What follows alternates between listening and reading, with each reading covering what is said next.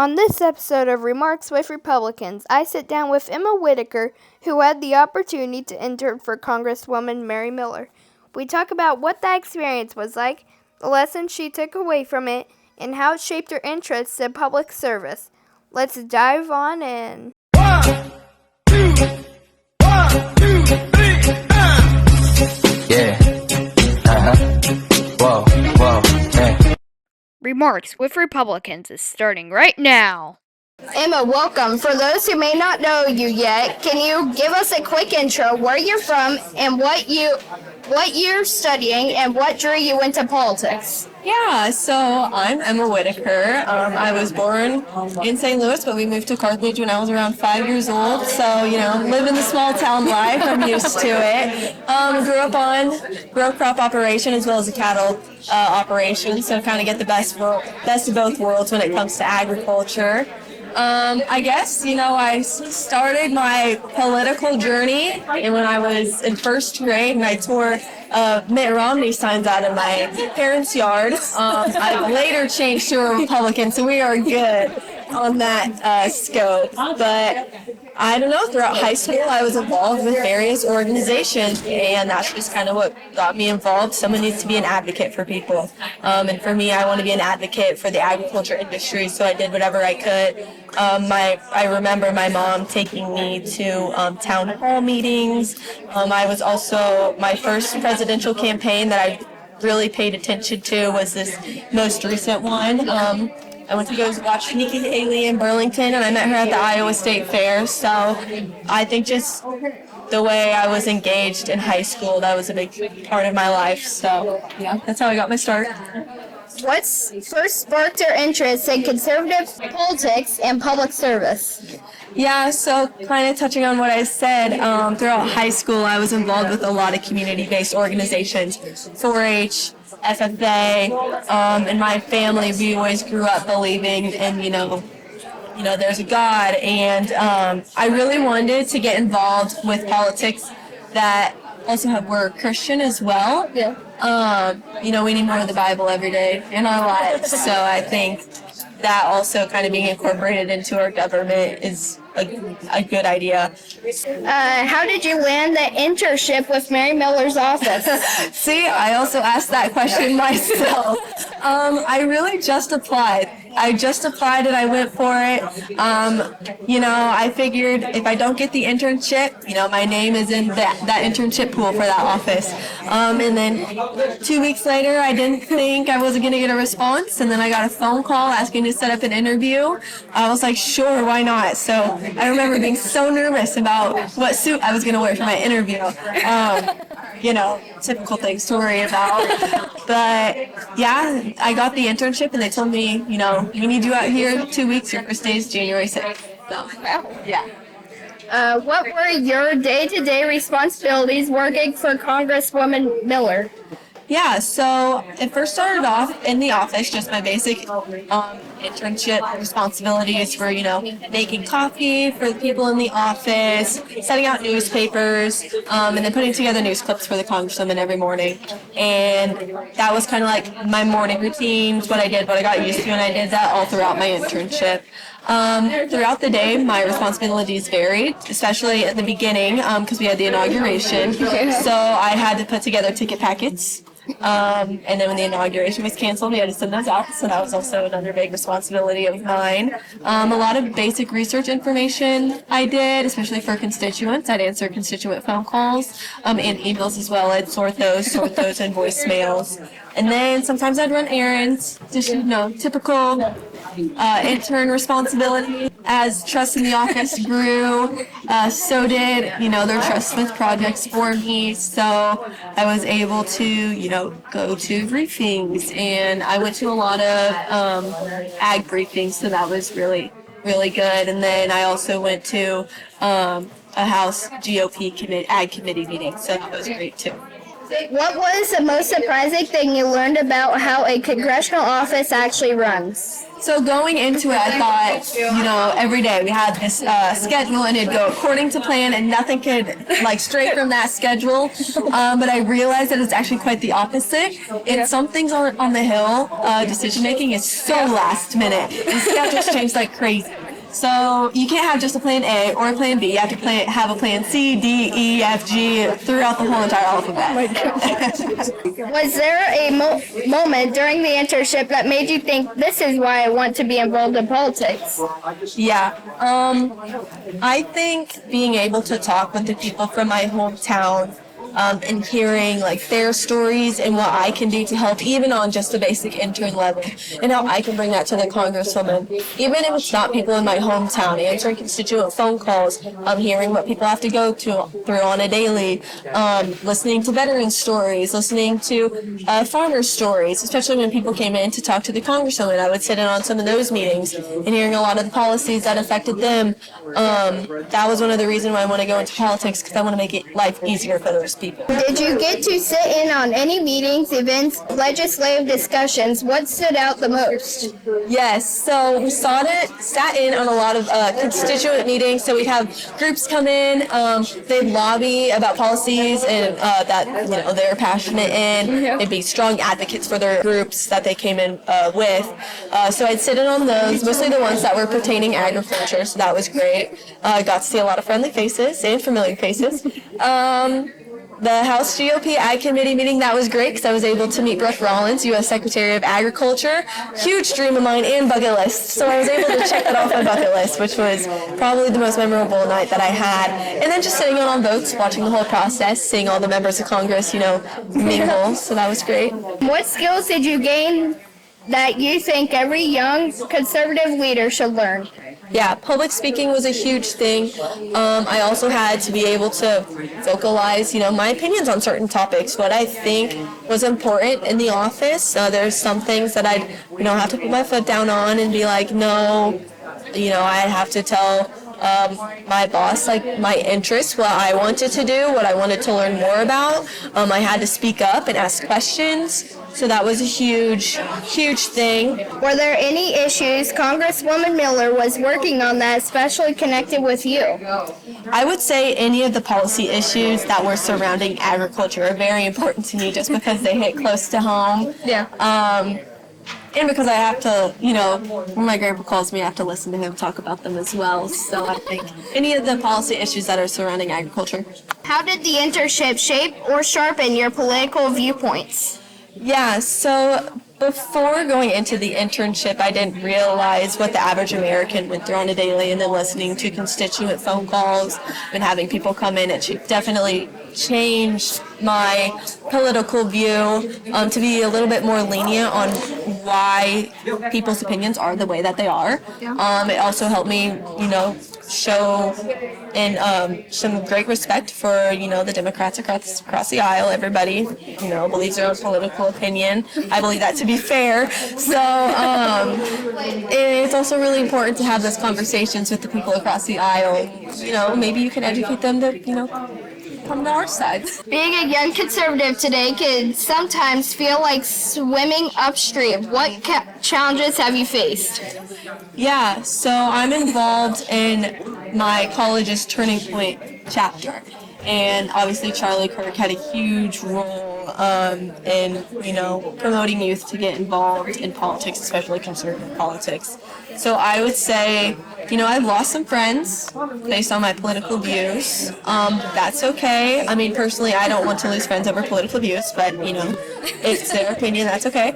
I also think it's really good to hold strong to your values. You shouldn't have to change your values. So. Yeah. What advice do you have for high school and college students who want to get involved in campaigns, internships, or political organizations? Yeah, I would say when I was applying for my internship, one thing that I really was adamant about was, okay, I might not be ready, but I'm brave enough to do the move. I'm brave enough to move to DC.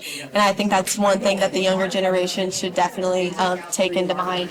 is if you don't think you're ready, that is okay. You just have to be brave enough. Be brave enough to go out into your community. Be brave enough to take hold of those opportunities that your community provides or that your high school provides, because you learn so much just being a part of, like for me, my FFA chapter. I learned so much being a part of my FFA chapter. Probably couldn't recite the creed at first, being a freshman, but you learn that along the way. So. Why do you think Republican values resonate with your generation, even if the media says otherwise? Yeah, I think in our generation, there's a large amount of young people who are turning towards Christ, and I think that is shaping the way that their political views are formed. I think more people are wanting to have political views that are aligned with the Bible. I mean, for me, if someone asked me my political view on something, I would be like, what does the Bible say about it? That's where I say about it. Where do you see the biggest political disconnect between your generation and Washington, D.C.?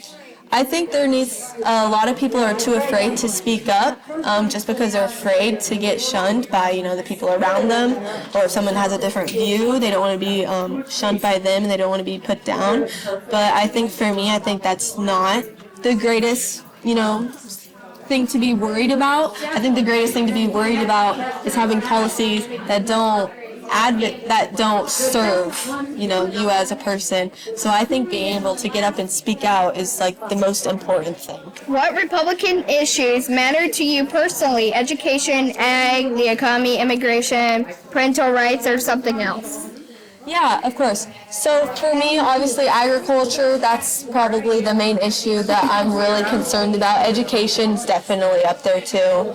I think we need to have, especially, what if I just do this? Agriculture education. I mean, that's part of it. I think people need to have those opportunities in school. I think, we should still say the pledge in class. I think, especially in the pledge, we still should say under God, because, God created us. And I know our friends across the aisle, some of them don't necessarily believe that we should be saying the pledge in class or standing for the national anthem or, saying under God in the Pledge of Allegiance. But I don't know, our country was founded, under God, so I believe that. So I think keeping education the way it is, nobody needs to learn about LGBTQ class. I don't really see how that's informative, especially for the kids who are trying to grow up. I just think keeping things how they are, conservative, and being proud of the country that we come from. After working closely with the congressional office, what do you think people misunderstand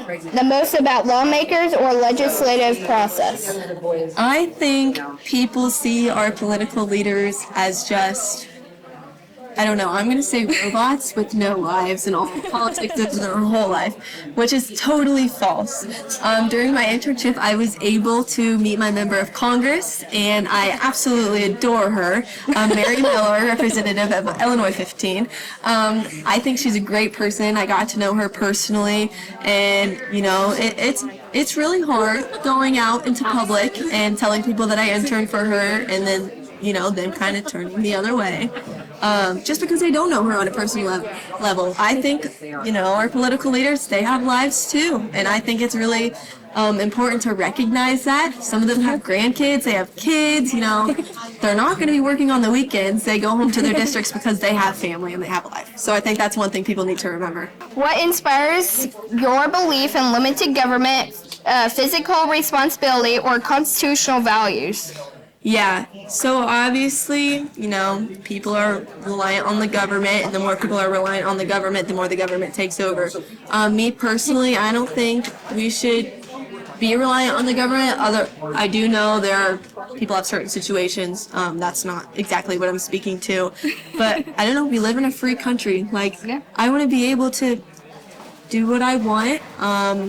If I need to speak with my government about a certain policy issue that is affecting my daily life, I can go out and do that. I have the freedom to do that. Yeah. We are America, home of the brave land of the free. There we go. But we are home of the free, and we are a brave nation, so. Did this internship influence your career path or long-time goals? Yeah, so I believe this internship actually made me more passionate to be an advocate, especially about policy too. Talk more about the ag industry, talk more about my beliefs, because I do know that there's people whose beliefs also align with mine. So yeah, it made me a little bit more passionate about it as well. I am thinking about law school, so I don't know, maybe agricultural law is something I want to go into, but we'll see. Do you see yourself running for office someday? Yes, I do. I don't know what position for. I would definitely either do something on the state level or I'd definitely do something on the national level. But only obviously if I get the voters' support. So, yes. What's next for you? School, another internship, a campaign, or something different? Okay, I have another year of school, and I can't run for office, for a congressional office until I'm 25. So I have to wait until then. But, only 19 now. We're still testing out the waters. But, yeah, so another year of school, maybe a law school in between now when I'm 19 and 25. So, I don't know, whatever God has in store for me. How has growing up in Carthage shaped your political beliefs? Yeah, so I love my small town and I love all the people in it, and it's like you live in a small town, everybody knows everybody, so you know everybody, and I think that's great too. And I think growing up, I guess, a little bit outside of Carthage, I live in town, but growing up outside and working on our farm, it definitely made my views more conservative because I think protecting small town America is so important. A lot of people think their food comes from, big corporations, in the city, but it actually doesn't. It comes from the small producer that lives right outside of your small town, or if you live out in the country, just right down the road. So that helped shape my political views a little bit. Who are your political role models, and local or national? I would say my biggest political role model is definitely Charlie Kirk. Rest in peace. He was a great guy. And I listened to his podcast, on the daily. I was like, okay, new episode. I'm gonna listen to this while I get ready. And especially being in DC, he was definitely somebody that I looked up to. Not because he was so conservative, but mostly because he was a godly man. And whatever he said, he said it with biblical truth. And I think that is so inspiring. So if I can have, be like him someday, I think that'd be a job well done. What's one thing you think small town America understands that Washington doesn't?